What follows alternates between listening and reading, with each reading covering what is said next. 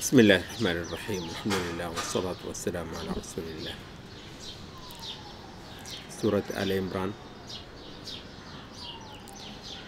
جو کہ دو کافر ملتوں کو بطور خاص مخاطب کرتی ہے۔ یہی دو ملتیں پچھلی صورت میں قرآن مجید کی مخاطب رہیں اور اس کے ساتھ خطاب کے ضمن میں بہت سارا کچھ اس امت کو سکھایا اور تعلیم دیا گیا، لیکن بہت زیادہ سٹریس اور تاکید اور زور سورۃ البقرہ میں یہود کے اوپر رکھا گیا تھا اور عیسائیوں کا ذکر بہت کم ہوا۔ سورۃ آل عمران میں یہود کا ذکر کچھ کم نہیں ہے، البتہ عیسائیوں کو خاصا حصہ جو ہے خطاب سے وہ اس صورت کے اندر ملا ہے۔ آغاز توحید کے بیان سے ہوتا ہے، الف لام میم اللہ لا الہ الا هو الحی القیوم۔ نے کہا کہ یہ اللہ کے اسم اعظم کا حصہ ہے، اس کا واسطہ دے کر اللہ کو پکارا جائے تو کبھی آدمی نامراد نہیں رہتا۔ توحید کا بیان اور اللہ کی صفات، الحی القیوم، جیتا جاگتا خدا، اور اس کے ساتھ پھر اللہ تعالیٰ کی رسالتوں کا ذکر کہ وہ اگر الہ ہے تو پھر اس کی رسالتوں کے ذریعے سے اس کا پتہ کرنا اور اس کی ساری عبادت اس کی رسالتوں سے معلوم کر کے ہونا۔ تو نزل علیک الکتاب بالحق مصدقا لما بین یدیہ، تو تورات اتاری، انجیل اتاری اور اب اس کے بعد فرقان کو اتارا، اور پھر اس کے ساتھ اللہ رب العزت کا مطلق علم اور اس کی نگہبانی اس کائنات کے اوپر اور بندوں کے اعمال کے حوالے سے اور ان کے قلوب کے اوپر، جو کہ اصل میدان ہے اللہ رب العزت کو جاننے اور اس سے ڈرنے اور اس کی خشیت اختیار کرنے کا، اور یہ اللہ رب العزت کا وہ علم ہے، اور پھر اس کے ساتھ اللہ رب العزت کی کاریگری اور اس کی رحمت اور اس کی قوت، یصورکم فی الارحام کیف یشاء، کوئی قدرت سی قدرت ہے کہ رحم مادر کے اندر وہ تمہاری تشکیل جس طرح چاہتا ہے کرتا ہے۔ اہل تفسیر نے کہا کہ یہ ایک اشارہ ہے عیسیٰ علیہ السلام کی ولادت کی طرف، کہ جن کو عیسائیوں نے الوہیت کے مرتبے پر بٹھایا، جبکہ اللہ رب العزت ان کی یہ حقیقت بیان کر رہا ہے کہ رحم مادر کے اندر اللہ رب العزت اس کی صورت گری کرتا ہے، اور ہر انسان کی ایک بہت بڑا قاعدہ آسمانی کتابوں کو سمجھنے کا یہاں پر محکمات اور متشابہات کی صورت میں کیا جا رہا ہے کہ جو ٹیڑھ دل ہوتے ہیں ان کی ساری محنت اور سعی متشابہات کی ٹوہ میں جانے کی طرف ہوتی ہے، اور بہت بڑی بڑی گمراہیاں یہاں سے ہی برآمد ہوتی ہیں، اور ان کو کچھ معنی پہنانے کی کوشش، جبکہ محکمات کو وہ لوگ چھوڑ دیتے ہیں، اور وہ لوگ کہ جن کو اللہ نے ہدایت دی ہوتی ہے تو محکمات ہن ام الکتاب، جو کتاب کا اصل بنیاد بیس ہے وہ محکمات ہیں، اور متشابہات کے بھی وہی معانی انسان کے لیے قابل قبول ہوتے ہیں جو محکمات سے نہ ٹکرا رہے ہوں، تو متشابہات کو محکمات کی طرف لوٹانا ہی دراصل اہل اتباع کا شیوا ہے۔ اور چونکہ یہ ایمان ہے، اور ایمان خالصتاً اللہ کی عطا ہے، جس میں انسان کی محنت اور کوشش کو بہت سارا دخل ہے، لیکن محنت اور کوشش اہل بدعت اور اہل ضلال کی بھی کچھ کم نہیں ہوتی، بلکہ بسا اوقات اہل سنت اور اہل اتباع کی محنت سے زیادہ ہوتی ہے۔ اس کے باوجود اللہ کی کتابوں سے، آسمانی رسالتوں سے، آسمانی صحیفوں سے ان کے حصے میں سوائے گمراہی، بدبختی کے کچھ نہیں آتا ہے۔ تو اس وجہ سے یہ جو برتن ہے نا قلب کا، اس کا سیدھا رہنا اور اس کا ٹیڑھا نہ ہونا، اس میں ایمان کی خیرات پڑھنی ہے کل سروکار انسان کو، اس بات سے تو اپنے قلب کی درستی کے لیے دعا گو ہونا، ربنا لا تزغ قلوبنا بعد اذ ہدیتنا وہب لنا من لدنک رحمہ، اور صحابہ کہتے ہیں کہ رسول اللہ صلی اللہ علیہ وسلم کی بہت زیادہ دعا جو تھی وہ یہی تھی کہ یا مقلب القلوب ثبت قلبی علی دینک۔ یہاں قرآن مجید ایک پیشگوئی فرماتا ہے جو کہ بہت تھوڑی دیر کے اندر دنیا نے پوری ہوتی دیکھی، اور وہ یہ ہے کہ یہ جتنے کفار ہیں، اہل تفسیر نے کہا کہ یہ وہ سب کفار ہیں جو رسول اللہ صلی اللہ علیہ وسلم کے ارد گرد چاروں طرف پھیلے ہوئے ہیں، مشرکین عرب جو کہ اس وقت پوری قوت کے ساتھ موجود ہیں جب سورۃ آل عمران اترتی ہے، اور یہود اور نصارہ، یہ جو کچھ کر لیں، ان کی ساری قوتیں، مال، دولت، ان کی اولادیں، سب کچھ جو ہے یہ کچھ کام ان کو نہیں دینے والا، اور ان کا وہی حشر ہونے والا ہے جو کہ آل فرعون کا ہوا تھا۔ بہت انہوں نے تکبر کیا تھا،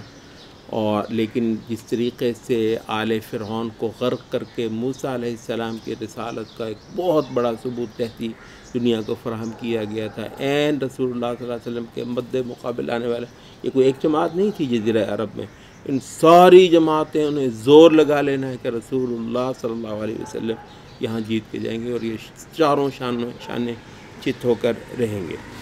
بلکہ اتنا زوردار انداز میں یہاں پر ان سب کو کہ قل للذین کفروا ستغلبون وتحشرون الی جہنم، تم مغلوب ہوگے اور دوزخ کی طرف اکٹھے کر کے لے جائے جاؤ گے۔ اور یہاں پھر یہ دلائل نبوت، آپ کو امام بہقی نے پوری ایک کتاب بھی لکھی، اور اس کا ایک بہت بڑا حصہ دلائل نبوت کا یہ ہے کہ رسول اللہ صلی اللہ علیہ وسلم نے یہ آپ پر اتری ہوئی کتاب نے پورے زور کے ساتھ اور وثوق کے ساتھ ایک بات بتائی ہو جو کہ مستقبل میں پھر اس کو پورا ہوتے دنیا نے دیکھا ہو۔ تو یہاں ایک خاص گروہ مخاطب ہوا اس عمومی بیان کے بعد، قد کان لکم آیۃ فی فئتین التقطا، اور کہتے ہیں کہ اہل تفسیر نے کہا کہ یہ بنو قینقاع تھے جو کہ ایک خاصا مضبوط جتھا تھا، قبیلہ تھا یہود کا۔ ان کو رسول اللہ، یہ غزوہ بدر کے بعد رسول اللہ صلی اللہ علیہ وسلم نے ان سے کہا کہ تم ایک نشانی دیکھ چکے ہو، اور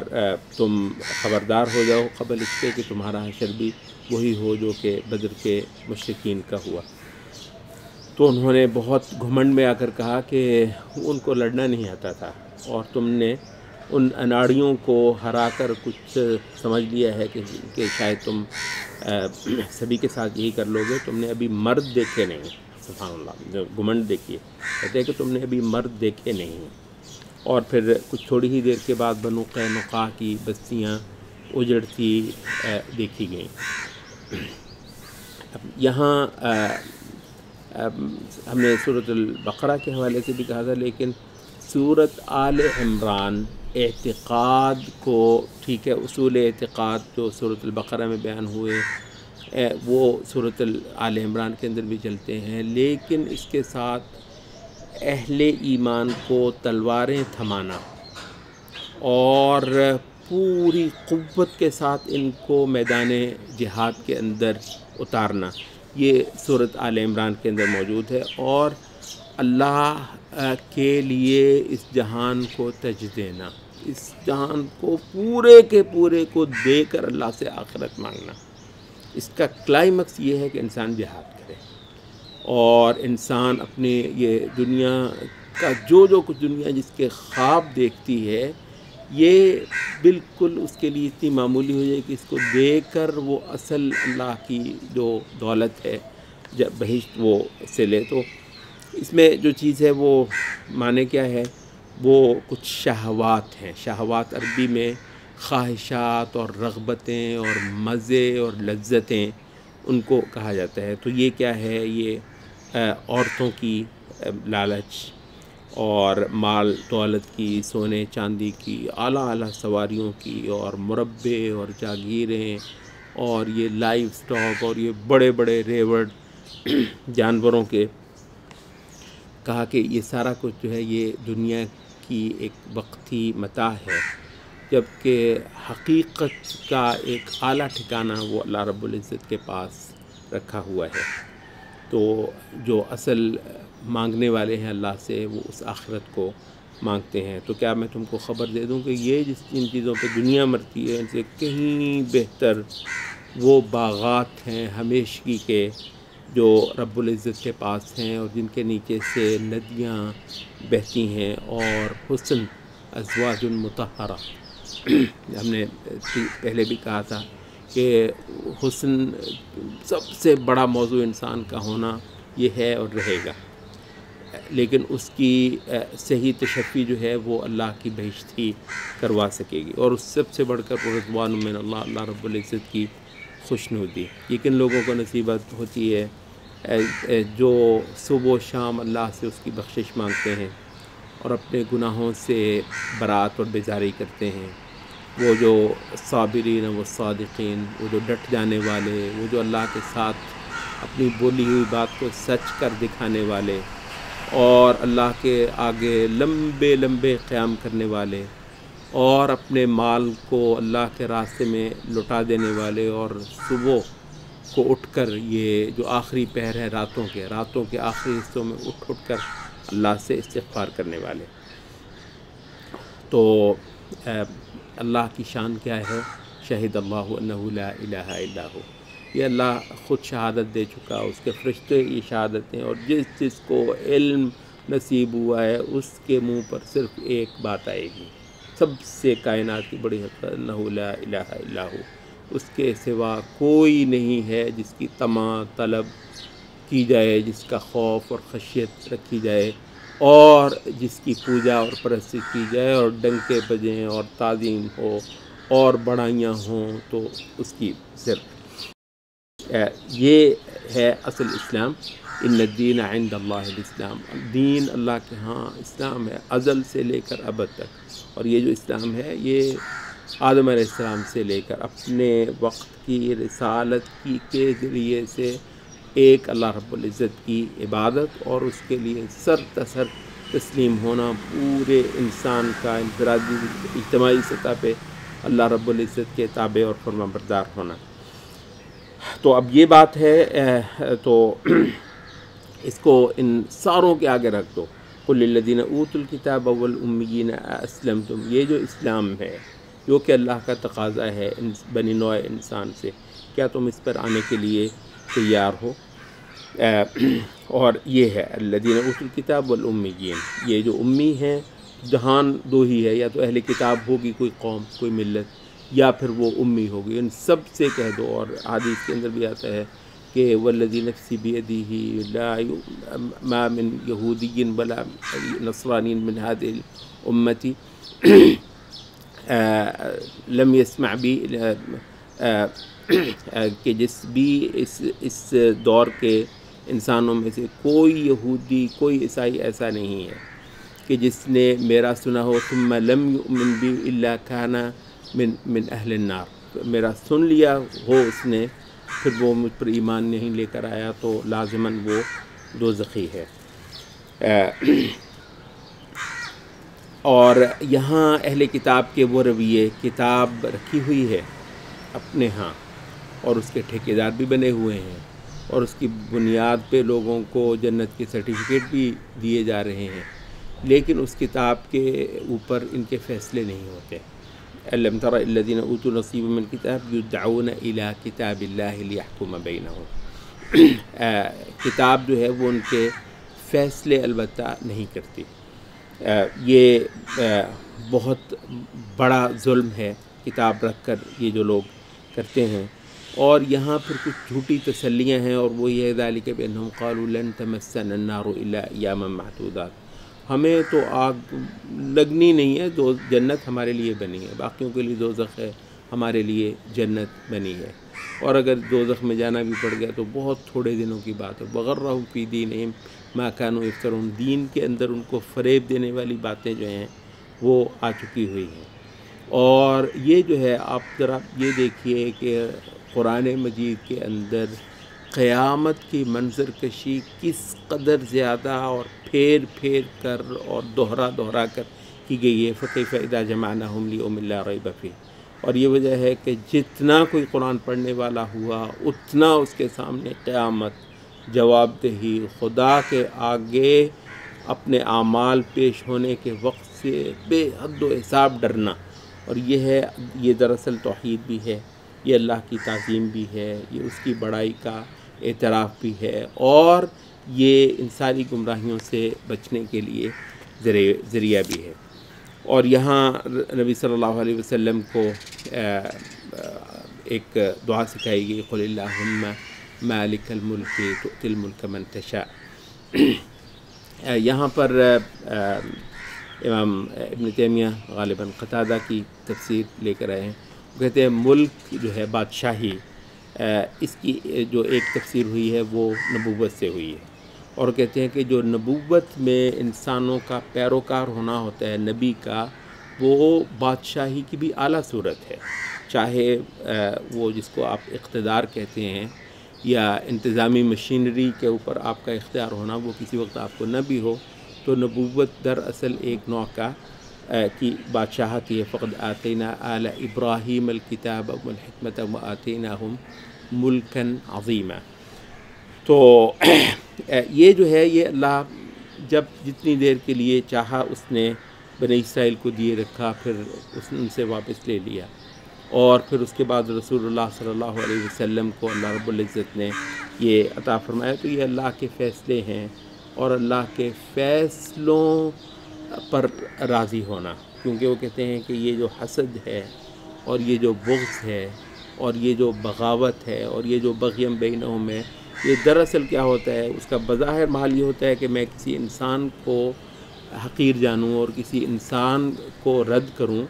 لیکن اصل یہ ہے کہ میں اللہ رب العزت کے حکم کو اور اس کے فیصلے کو ٹریسپاس کرتا ہوں۔ یہاں جس صورت میں جہاد کا حکم ہوگا بالعموم، وہاں پر ایک اور بہت بڑے حکم کا بیان ہوگا، اور وہ ہے اہل ایمان کی اپنی جتھہ بندی، اور ایک قوت ہونا، دوستی، موالات، اور ایک دوسرے کے ہاتھ مضبوط کرنا، ایک بلاک ہونا۔ یہ جو ہے نا ولا، یہ تقریباً وہ میں نے جس میں ایک بلاک ہونا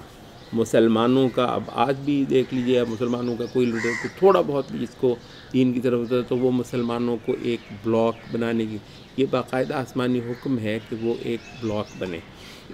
اور اس کے اندر جو رکاوٹ ہے وہ کیا ہوگی، وہ یہ ہوگی کہ آدمی یہ جو ولایت ہے یہ اللہ تعالیٰ کے نافرمانوں اور اللہ کے دشمنوں کے ساتھ رکھے۔ تو اس کا حکم لا يتخذ المؤمنون الکافرین اولیاء من دون المؤمنین، اس کا حکم چلتا ہے، اور یہاں بہت اللہ رب العزت کا خوف دلانے والی آیتیں آتی ہیں کہ وَمَن يَفْعَلْ ذَلِكَ فَلَيْسَ مِنَ اللَّهِ فِي شَيْءٍ۔ دیکھو، جس بندے نے کافروں کے ساتھ جا کر بلاک بندی کی اور ان کے ساتھ مل کر جتھا ہوا اور ان کی قوت بنا مسلمانوں کو، اہل ایمان کو چھوڑ کر، تو اس کا پھر اللہ سے کوئی تعلق نہیں۔ فَلَيْسَ مِنَ اللَّهِ فِي شَيْءٍ وَيُحَذِّرُكُمُ اللَّهُ نَفْسَهُ، اور اللہ تم کو اپنے آپ سے ڈرا رہا ہے۔ یہ کوئی چھوٹی اور کم خوفناک انداز خطاب نہیں ہے۔ اس کے ساتھ پھر ایک بہت بنیادی مضمون رسالت کا وہ آ رہا ہے، قُلْ إِن كُنتُمْ تُحِبُّونَ اللَّهَ فَاتَّبِعُونِي يُحْبِبْكُمُ اللَّهُ۔ جو ابن قیم کہتے ہیں کہ خدا سے تو سارے ہی محبت کرتے ہیں، سارے، ایسا نہیں کہ صرف مسلمان، بے شمار ملتیں خدا سے محبت کرتی ہیں۔ کہتے ہیں اصل بات تو یہ ہے کہ خدا کسی سے محبت کرے، اور اس کا کیا طریقہ ہے؟ اس کا طریقہ یہ ہے کہ خدا جو مقرر فرما دے، تو جو اس کو قبول کر لے تو خدا اس سے محبت کرتا ہے۔ تو وقت کے رسول ہی کے طریقے پر کی گئی عبادت اللہ کو پسند ہونا، تو یہ ہے یحببکم اللہ، کہ اللہ تم سے محبت کرے گا۔ بہت اعلیٰ بات، سطح کی بات ہو رہی ہے، وہ پیچھے رہ گئی بات کہ تم اللہ سے محبت کرو، نہیں، اللہ تم سے محبت کرے۔ وَيَغْفِرْ لَكُمْ ذُنُوبَكُمْ، اور تمہارے گناہ بخش دے۔ یہ ہے وہ مسئلہ جس کو آج ایک ہیومنسٹ دعوت اور تبلیغ کے دور میں بہت زیادہ بیان کرنے کی ضرورت ہے، اور یہ ہے ہم وہ کہتے ہیں کہ یحببکم اللہ ویغفر لکم ذنوبکم۔ دیکھو، ملت کو محقق کرنا ملت کو یعنی وقت کی رسالت جو ہے اس کو قبول کرتے ہوئے خدا کی خدائی کو ماننا اور اس پر آ جانا اور اس سے متصادم جو ملتیں اور طریقے ہیں ان کو رد کرنا، ان کو مسترد کرنا، ان کو باطل ماننا، جس کو ہم تحقیق ملت کہتے ہیں۔ یہ ایک ایسی بات ہے کہ اس مقام پہ آئے ہوئے شخص کے پاس گناہوں کے پہاڑ ہیں تو ان کی بخشش ہو جانے کا قوی امکان ہے، اور اس کے بغیر اگر نیکیوں کے پہاڑ ہیں تو وہ قبول نہیں ہے۔ سبحان اللہ، اتنی بڑی نیکیوں کی نیکی رسول کا دامن تھامنا ہے، نیکیوں کی نیکی اللہ کے ما سوا ہستیوں کو رد کرنا اور رسول کی رسالت کے مد مقابل جو طریقے خدا کے تک پہنچانے والے مانے جاتے ہیں ان سب کو رد کرنا، نیکیوں کی نیکی اور اعمال کا عمل اور اعتقادات کا سب سے بڑا پوائنٹ جو ہے وہ یہی ہے۔ یہاں ایک لمبا بیان آ جاتا ہے آل عمران کا، جو کہ عیسیٰ علیہ عمران جو ہیں عیسیٰ علیہ السلام کے نانا ہوتے ہیں، مریم کے والد، اور یہ عمران کی بیوی اور زکریہ علیہ السلام کی بیوی یہ دونوں بہنیں ہوتی ہیں، اور زکریہ علیہ السلام اولاد سے محروم ہوتے ہیں، اور پھر یہاں پر جو ہے وہ مریم علیہ السلام کی پیدائش کا واقعہ کہ وہ سوچ رہے تھے کہ شاید اللہ ان کو کوئی نرینہ اولاد دے گا، لیکن یہی ہوا تو اس کو اعلیٰ پرورش کی گئی، اور یہ اللہ کی ایک ولی ہوئیں جن کو اللہ رب العزت بے موسم کے میوے بطور کرامت اور بطور انعام دیتا ہے۔ اور زکریہ علیہ السلام جب یہ دیکھتے ہیں تو وہاں پر وہ دعا کرتے کہتے ہیں یہ توسل ہوتا ہے، کسی کو اللہ کچھ دے تو اس کو بتا کر یا اس مقام پر کہے کہ مجھے بھی دے دے، چونکہ میں جان گیا کہ تو دینے والا ہے، تو اس وسیلے سے اور اس واسطے سے مجھ کو بھی دے۔ تو یہ جو ہے نا یہ قنوت بھی ہم کرتے ہیں کہ اللہم اہدنی فی من ہدیت، کہ شیخ ابن عثیمین کہتے ہیں کہ سارے کا سارا توسل ہے، وسیلہ ہے، اوروں کو بھی تو دیا ہے نا، مجھ کو بھی دے۔ یہ ایک طریقہ ہے اور اللہ کو بہت پیارا ہے، یہ بہت پسند ہے اللہ کو وسیلہ رہنا، اوروں کو بھی دیا ہے، مجھ کو بھی دے۔ تو یہ مانگنے کے بہت اچھے جو خوبصورت انداز ہیں ان میں سے ایک یہ ہے۔ تو یہاں پر جب وہ انہوں نے دیکھا ہے تو بڑے عرصے سے پوری زندگی گزر گئی، بڑھاپا آ گیا، بے اولادی ہے، تو جہاں انہوں نے یہ دیکھا تو عین اس موقع پر کہا کہ یہ بھی تو ہے نا، تو پھر مجھ کو بھی دے۔ تو یہ دعا جو ہے زکریا علیہ السلام کی قبول ہوئی، تو اللہ تعالیٰ نے ان کو یحییٰ علیہ السلام جیسا ایک صالح بیٹا عطا فرمایا جس کو نبوت بھی دی، اور زکریا علیہ السلام کا جو مشن تھا اس کو بھی انہوں نے پایہ تکمیل تک پہنچایا۔ پھر اس کے ساتھ مریم علیہ السلام کا معجزے کے طور پر حمل سے ہونا، فرشتے کو بھیج کر، اور فرشتوں کا ان کو بشارت دینا ایک بیٹے کی، اور ان کا تعجب فرمانا کہ مجھے تو کسی مرد نے نہیں چھویا، اور ان کو بتایا جانا کہ یہ اللہ رب العزت کے کرشمے ہیں، اور جو کہ کسی جو فزیکل لاز ہیں یا یہ جو کائناتی سنتیں ہیں ان کا پابند نہیں ہے اللہ رب العزت۔ تو ایک معجزہ ہوگا اور رہتی دنیا تک کے لیے وہ اللہ رب العزت کی جو ہے وہ پہچان کا ایک ذریعہ ہوگا۔ تو عیسیٰ علیہ السلام کی پیدائش اور ان کا تشریف لانا اور ان کا بنی اسرائیل کو مخاطب کرنا، اور چونکہ بنی اسرائیل کا جو ایک سلسلہ چلا آ رہا تھا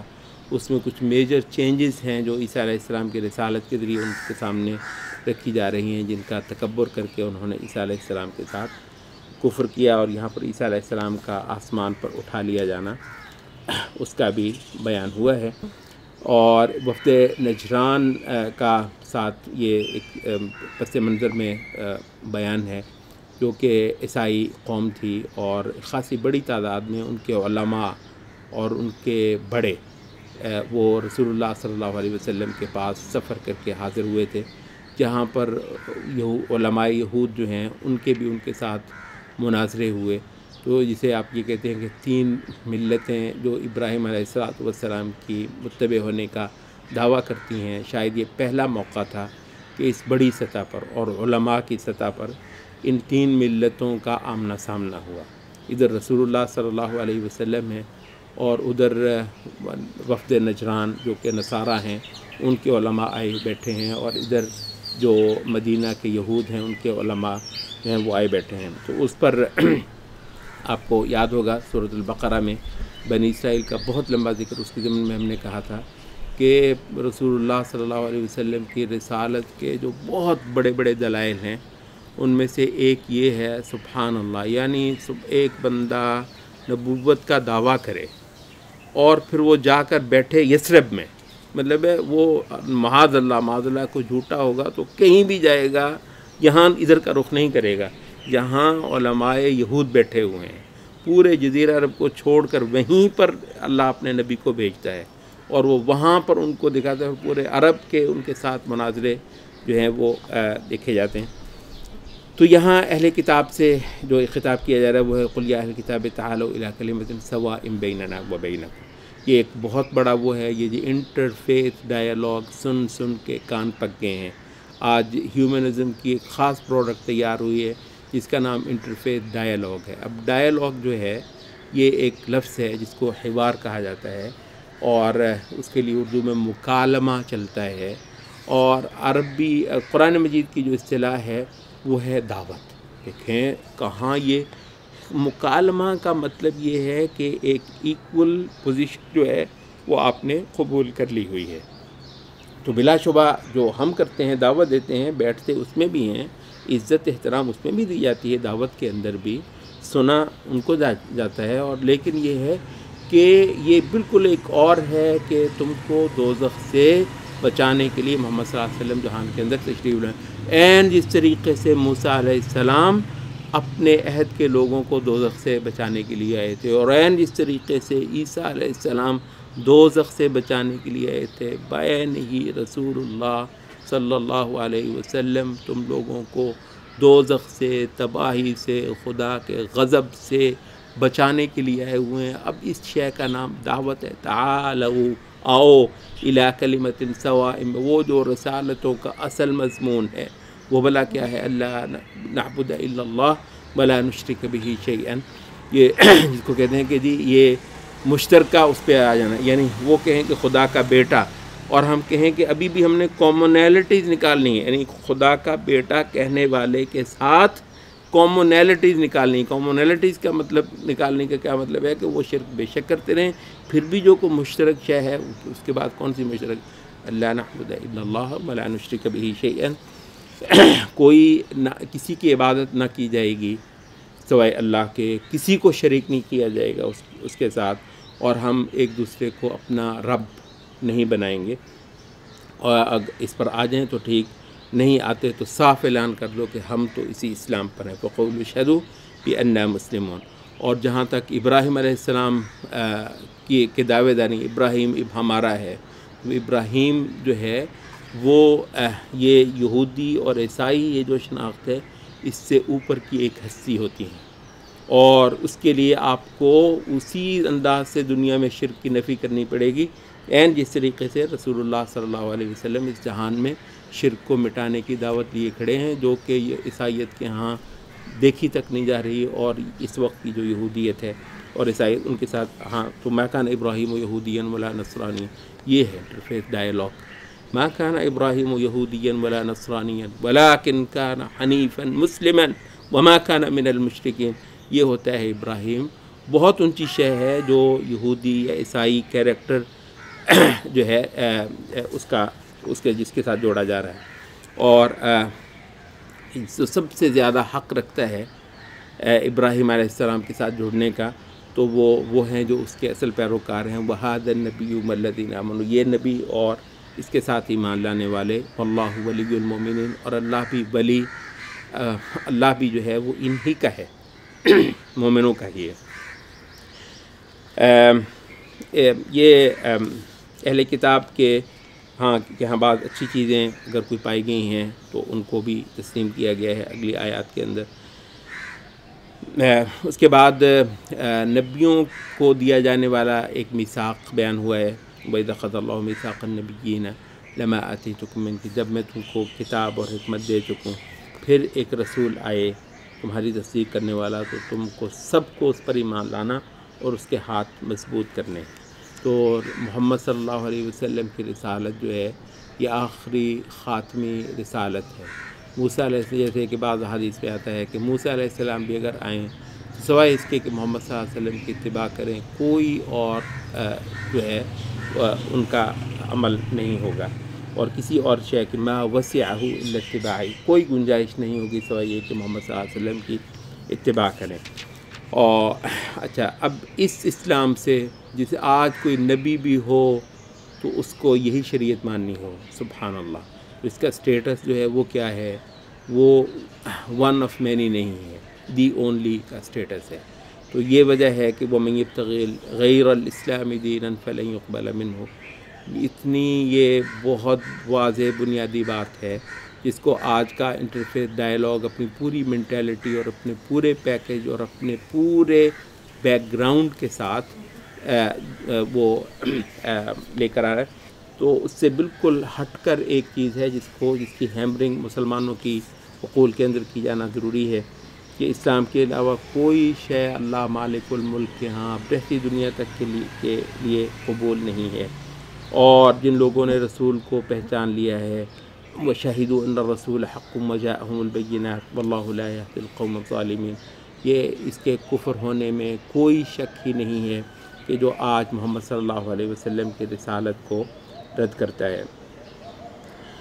اور ایسے لوگ جو ہیں اگر ان کے پاس پورے جہان کی دولت ہوئی قیامت کے دن تو اللہ رب العزت ان سے یہ قبول نہیں کرنے والا۔ بہت کچھ جو ہے وہ آدمی کو رکاوٹ بنی ہوتی ہے، تو جو کچھ آپ کو عزیز ہے اس کو جب تک آپ قربان نہیں کرتے تو آپ کو وہ نیکی نہیں ملتی جو اللہ کے ہاں قبول ہوتی ہے۔ لَن تَنَالُوا الْبِرَّ حَتَّى تُنْفِقُوا مِمَّا تُحِبُّونَ، اور قُلْ صَدَقَ اللَّهُ فَاتَّبِعُوا مِلَّةَ إِبْرَاهِيمَ حَنِيفًا، اللہ کی بات سچ ہے اور تم کو اب ابراہیم حنیف کی ملت کی پیروی کرنی ہے۔ اس کی سب سے بڑی پہچان یہ ہے کہ وہ مشرکوں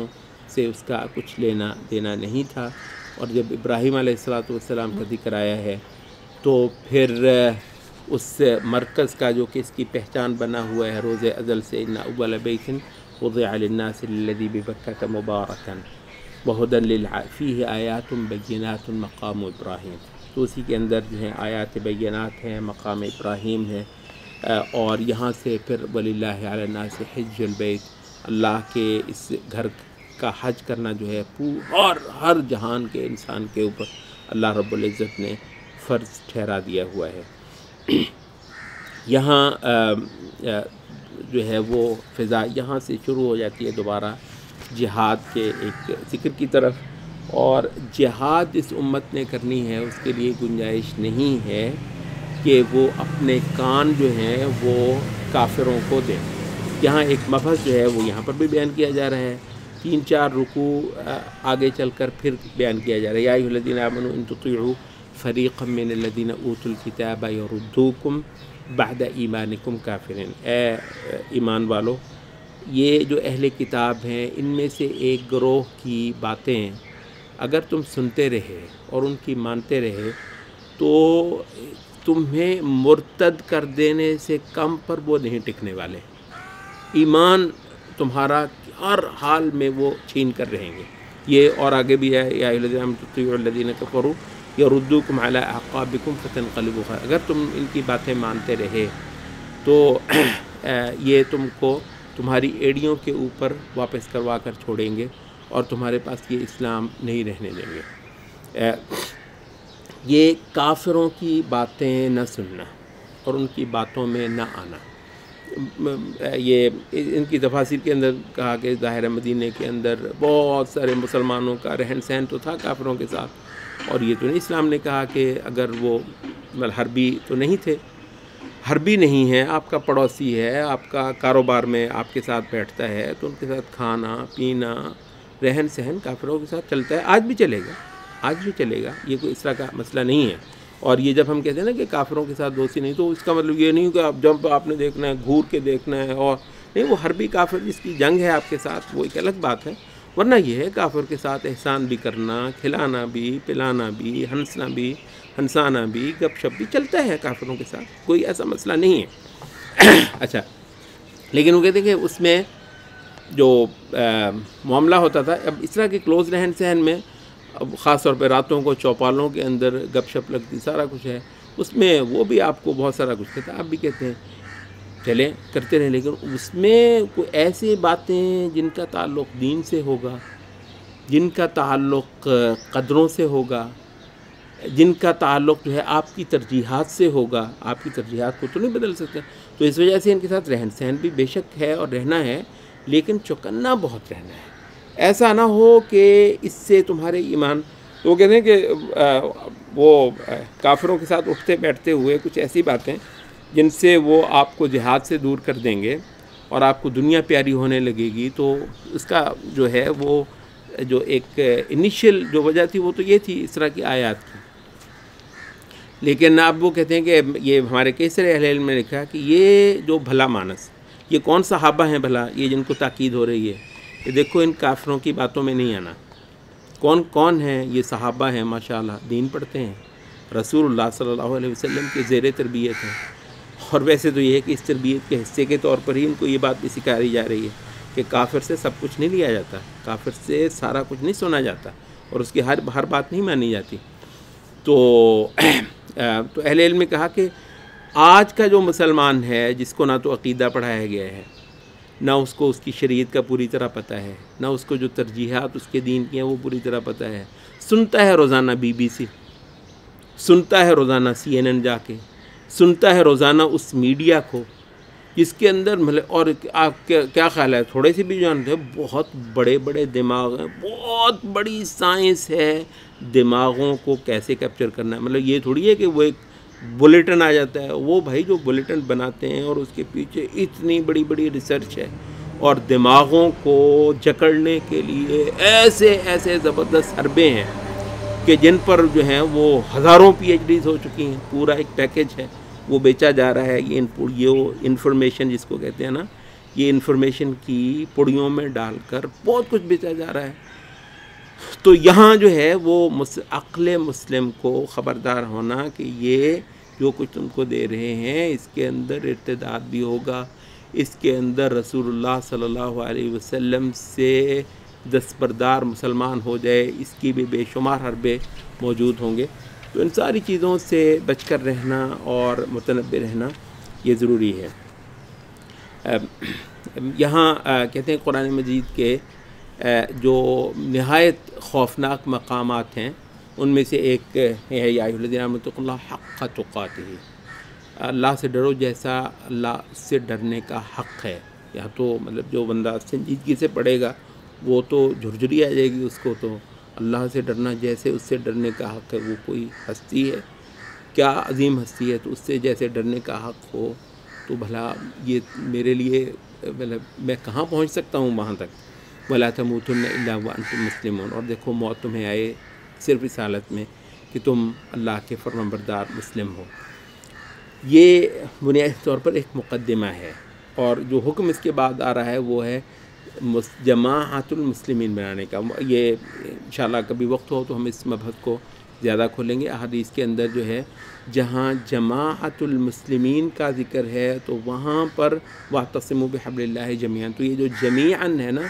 اکٹھے ہو کر اللہ کے رسی کو پکڑنا، یعنی تمام مسلمانوں کا اکٹھا ہونا دین کے اوپر، اور ان کا جو حوالہ ہوگا وہ حبل اللہ ہوگی، وہ دھرتی نہیں ہوگی، وہ دھرتی نہیں ہوگی، وہ لکیریں ٹائپ شے نہیں ہوں گی کافروں کی تقلید میں، بلکہ وہ آسمان سے اتری ہوئی کوئی حقیقت ہوگی، اور اس پر تمام روئے زمین کے مسلمان مل کر ایک جماعت بنیں گے۔ اور اس میں تفرقہ کرنا، تفرقہ سیاسی بھی ہو سکتا ہے، تفرقہ جس کو آج کل آپ مذہبی کہتے ہیں تو وہ مذہبی بھی ہو سکتا ہے، وہ ایتھنیسٹی کی بنیاد پر بھی ہو سکتا ہے، یہ تو جی پٹھان ہے اور یہ تو جی پنجابی ہے اور یہ تو جی عربی ہے اور یہ تو جی کردی ہے. سبحان اللہ. انہی چیزوں کو ختم کر کے اللہ کے رنگ میں رنگ دینا اور محمد صلی اللہ علیہ وسلم کی جماعت بنا دینا، یہ تو اسلام تھا. تو اس وجہ سے کہا یہ تو پچھلی باتیں ہیں. اذ کنتم اعداء فألف بین قلوبکم، جب یہ اوس تھا اور یہ خزرج تھا اور دونوں ایک دوسرے کے جان لینے کے دشمن تھے. اب یہ سب محمد صلی اللہ علیہ وسلم کی جماعت ہیں اور اب یہ ایک دوسرے پر مرتے ہیں. یہ جو محبتیں اسلام نے ڈال دی ہیں اور وہ سارے وہ جو بغض اور نفرتیں تھیں وہ نسلوں کی بنیاد پر، زبانوں کی بنیاد پر، قومیتوں کی بنیاد پر، یہ گھٹیا جہالت، نبی صلی اللہ علیہ وسلم نے باقاعدہ اس کے لیے لفظ دعوها فإنها منتنہ، چھوڑ دو ان عصبیتوں کو، یہ بدبودار ہیں. دعوها فإنها منتنہ. ان سب سے اوپر اٹھ کر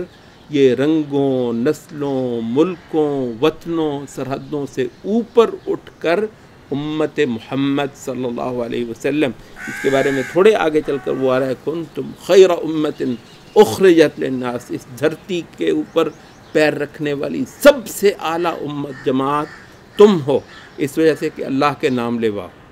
اور یہاں پہ وہ اہل علم نے کہا ہے کہ اتنی بڑی شان دی ہے نا اللہ نے اس امت کو، یعنی سبحان اللہ بیک وقت یہ دو کام ہوئے ہیں کہ ایک تو رسول اللہ صلی اللہ علیہ وسلم کی رسالت کو پورے جہان کے لیے کیا گیا. اب یہ کسی اور نبی کو نصیب نہیں ہے کہ پورے جہان کے لیے کیا ہو، یعنی بر اعظم امریکہ بھی آئے گا،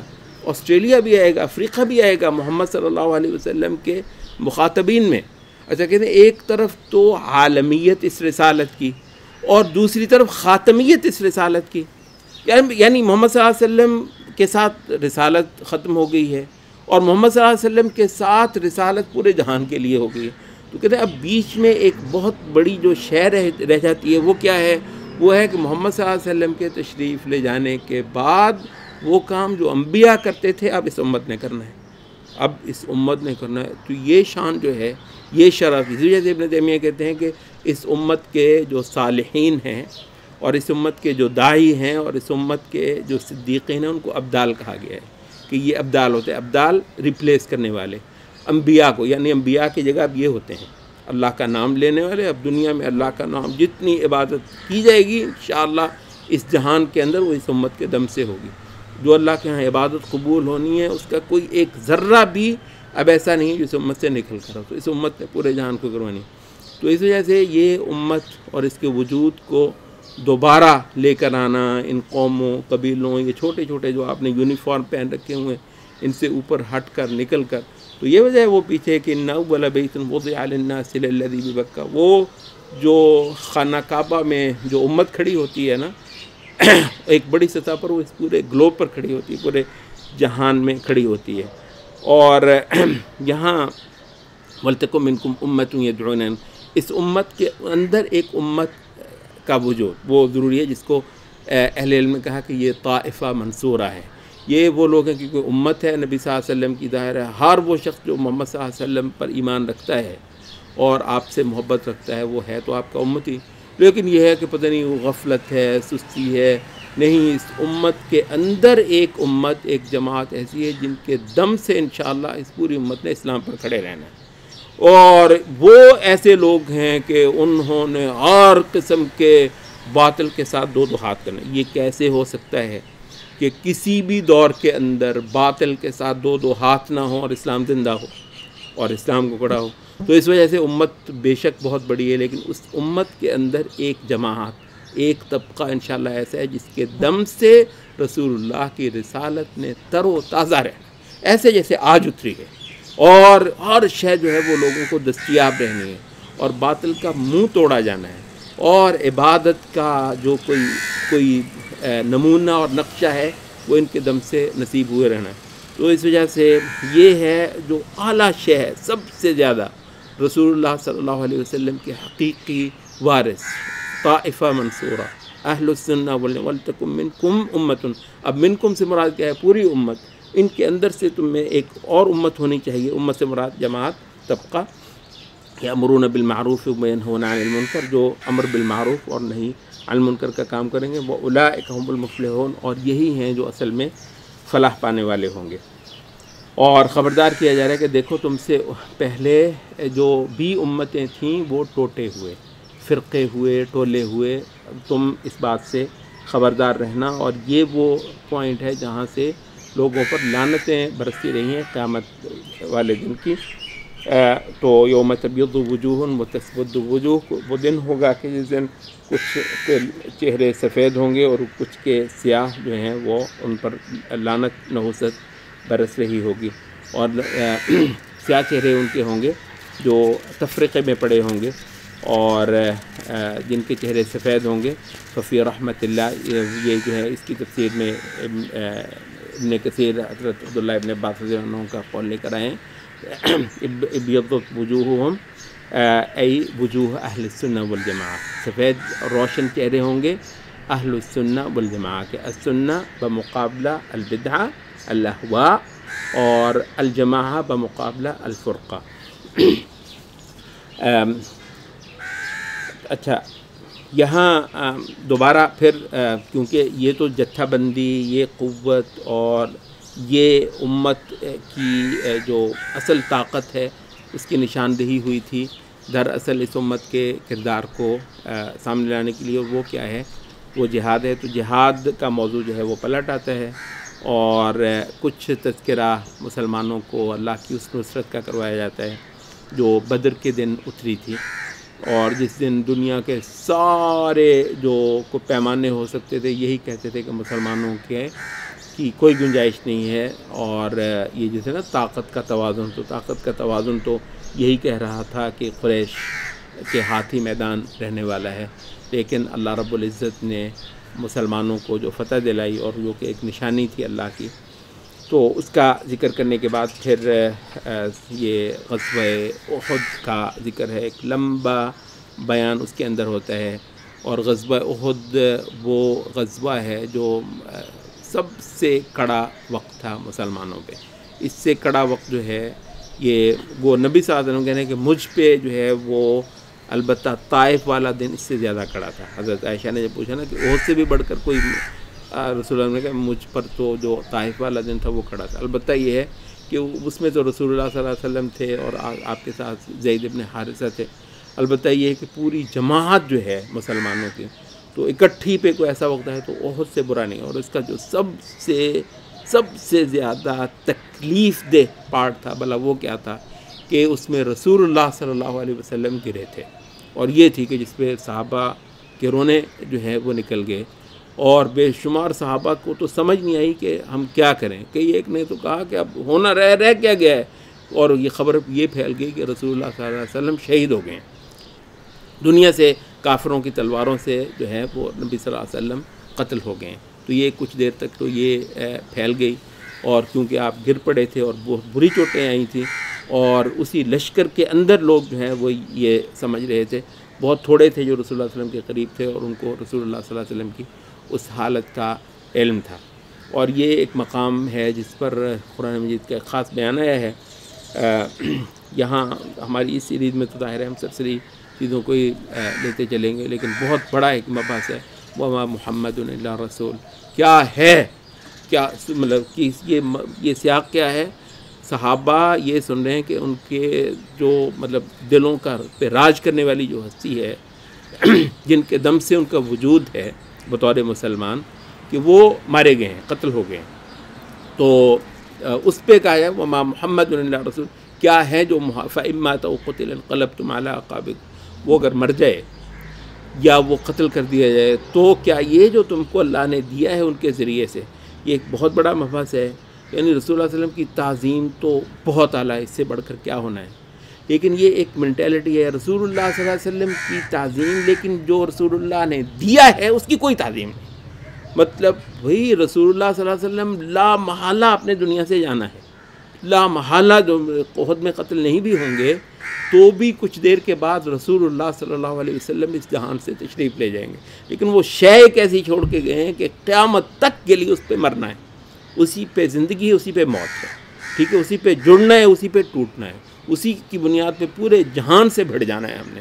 اچھا، وہ ایک شے ہے جو رسول اللہ صلی اللہ علیہ وسلم دے گئے، تو اس کا فإما أو قتل انقلبتم على أعقابكم ومن ينقلب على عقبيه فلن يضر الله شيئا۔ تو کوئی ایمان ہے، کوئی عقیدہ ہے، کوئی شریعت ہے،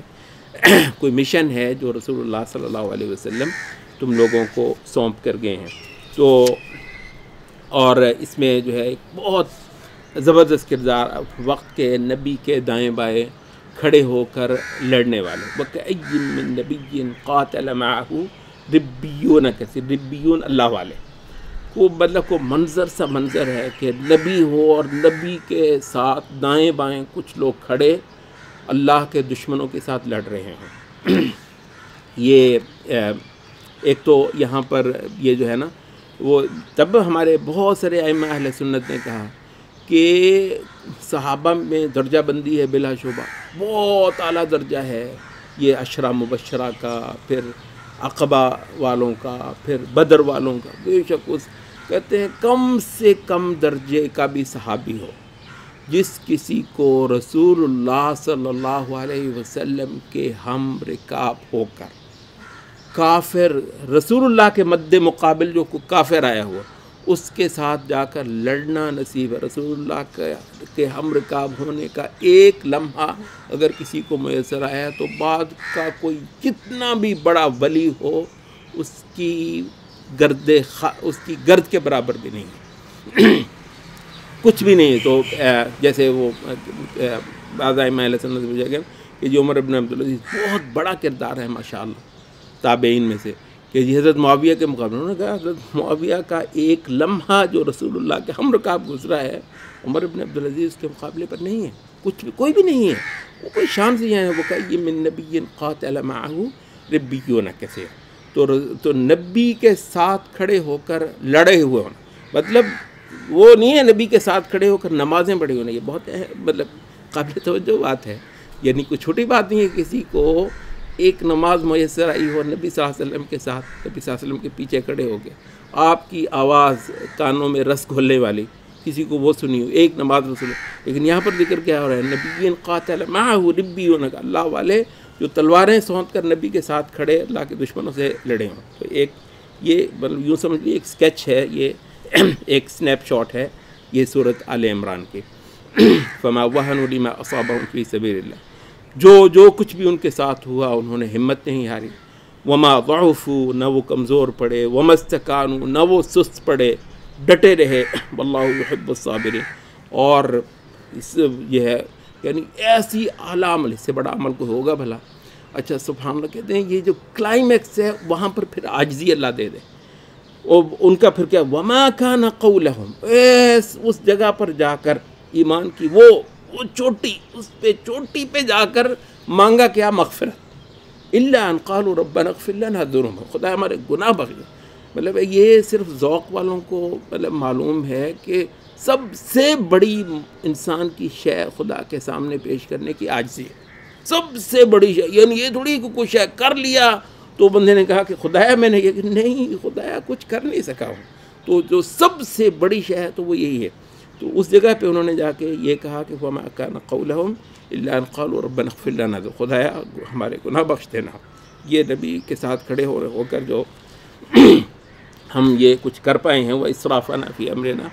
اور ہمارے معاملے میں اگر ہم کچھ زیادتی کر بیٹھے ہوں تو خدایا وہ بخش دینا، وثبت اقدامنا، اور ہمارے قدموں کو مضبوط کر دینا، وانصرنا علی القوم الکافرین، فآتاہم اللہ ثواب الدنیا وحسن ثواب الآخرہ۔ تب اللہ نے ان کو دنیا کا بھی ثواب دیا اور آخرت کا جو بہترین اجر تھا وہ بھی اللہ رب العزت نے ان کو عطا کیا۔ تو یہ احد کے ہی بہت سارے مناظر ہیں جو اس صورت کے اندر ہیں۔ بعد میں یہ غزوہ حمراء الاسد جو کہا جاتا ہے، جو کہ احد سے بالکل متصل تھا، کہ جب زخموں سے چور تھے اور خبر آ گئی کہ جی انہوں نے کہا کہ ہم سے یہ غلطی ہوئی کہ احد میں ہم نے مسلمانوں اتنا کچھ کرنے، جب یہ مسلمانوں کا یہ حالت تھی تو ہم نے ان کا کام تمام کیوں نہیں کر دیا؟ تو اب ان کا ہوا ہے، وہ واپس آ رہے ہیں اور کام تمام کرنے کے لیے آ رہے ہیں۔ 70 جنازے پڑے ہیں مدینے کے اندر۔ رسول اللہ نے کہا کہ اٹھو ہم جا کر جو ہے وہ لڑیں گے، تو مسلمان پھر اٹھ کھڑے ہوئے۔ تو من بعد ما اصابهم القرح، جب زخموں سے وہ چور تھے تو بھی استجابوا للہ والرسول، اللہ اور اس کی رسول کی صدا لگی تو انہوں نے دیر نہیں کی، اٹھ کر زخموں سے چور حالت میں بھی جانے کی الذین قال لهم الناس ان الناس قد جمعوا لکم، وہ جب ان سے لوگوں نے اگر کہا کہ پورا جہان اکٹھا ہو چکا ہے تم کو مٹانے کے لیے، فخشوہم، تو ڈر جاؤ، فزادہم ایمانا، ان کا ایمان اور بھی مضبوط ہوا۔ یہ ہیں صحابہ۔ وقالوا حسبنا اللہ ونعم الوکیل، انہوں نے کہا اللہ ہمارے لیے اللہ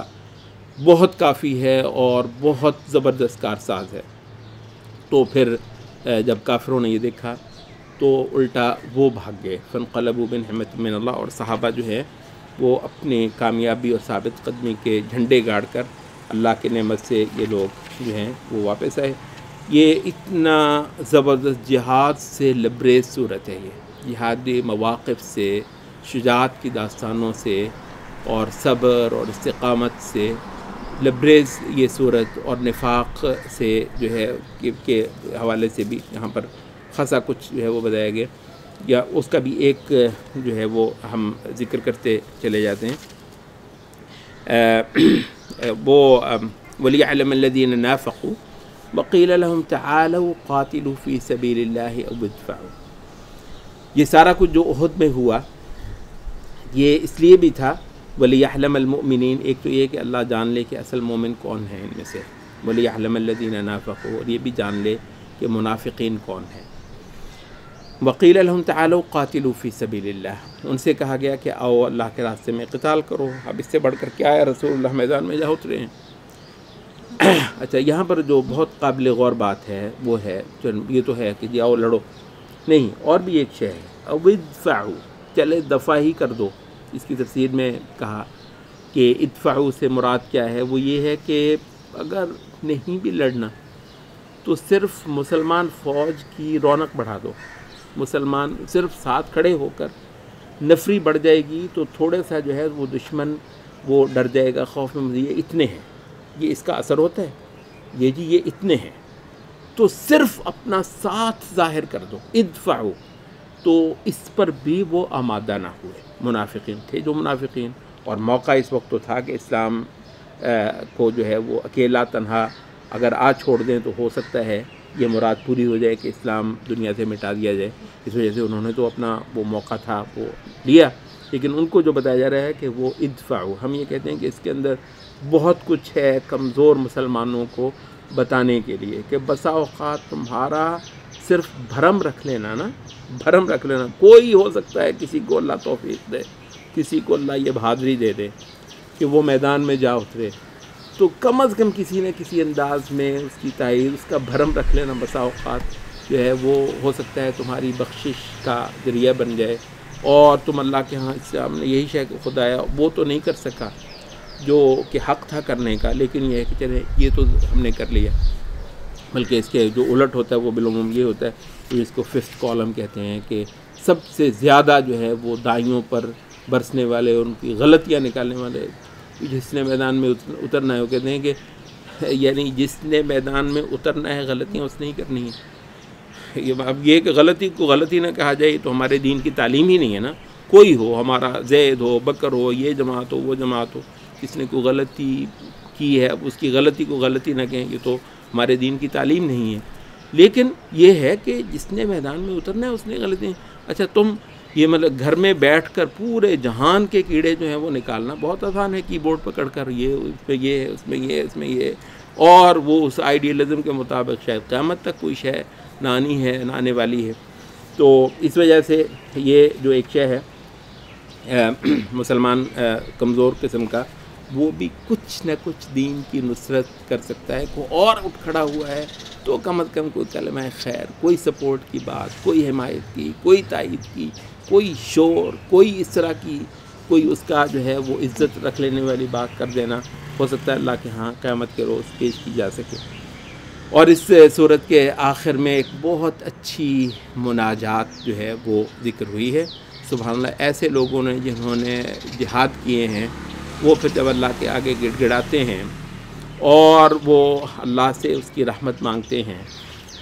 تو اس کا بھی اس صورت کے اختتام پر کچھ ذکر ہے۔ ہم اختصار کے لیے اسی پہ اتفاق کریں گے۔ سورت آل عمران ہماری ختم ہوئی ہے، کل انشاءاللہ سورت نساء پہ ہم بات کریں گے۔ قولوا قولی